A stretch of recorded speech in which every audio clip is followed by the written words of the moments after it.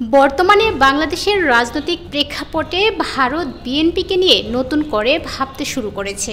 শেখ হাসিনা সরকারের পতনের পর মোহাম্মদ ইউনূসের নেতৃত্বে গঠিত অন্তর্বর্তীকালীন সরকার ভারতের জন্য একটি অনিশ্চিত পরিস্থিতি তৈরি করেছে, কারণ এই সরকার চীনের সঙ্গে সম্পর্ক জোরদার করতে পারে বলে আশঙ্কা করা হচ্ছে।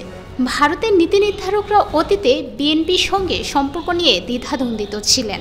2001 থেকে 2006 সালে বিএনপি জামায়াত জোট সরকারের সময় ভারতের উত্তর পূর্বাঞ্চলের জঙ্গি গোষ্ঠীগুলো বাংলাদেশে আশ্রয় পেয়েছিল এবং চট্টগ্রাম বন্দরের মাধ্যমে অস্ত্র পাচারের ঘটনাও ঘটেছিল, যা ভারতের নিরাপত্তার জন্য হুমকি হিসেবে বিবেচিত হয়।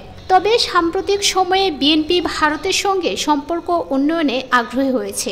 বিএনপি নেত্রী খালেদা জিয়া টাইমস অফ ইন্ডিয়াকে দেওয়া এক সাক্ষাৎকারে বলেছেন, বিএনপি ভারতের প্রতি বন্ধু সুলভ নয়, এই ধারণাটি অসত্য। তিনি আরও বলেন, বিএনপি সব দেশের সঙ্গে বন্ধুত্বপূর্ণ সম্পর্ক স্থাপন করতে চায় এবং ভারতের সঙ্গে সম্পর্ক জোরদার করতে আগ্রহী।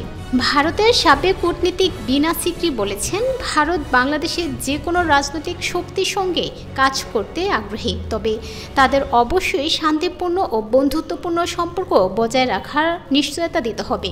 সার্বিকভাবে ভারতের দৃষ্টিভঙ্গিতে একটি পরিবর্তন লক্ষ্য করা যাচ্ছে। বিএনপিকে সম্পূর্ণভাবে উপেক্ষা না করে ভারত এখন তাদের সঙ্গে সম্পর্ক পুনর্গঠনের সম্ভাবনা বিবেচনা করছে, তবে অতীতের অভিজ্ঞতা ও নিরাপত্তা উদ্যোগের কারণে এই প্রক্রিয়া ধীরে ও সতর্কতার সঙ্গে এগুচ্ছে।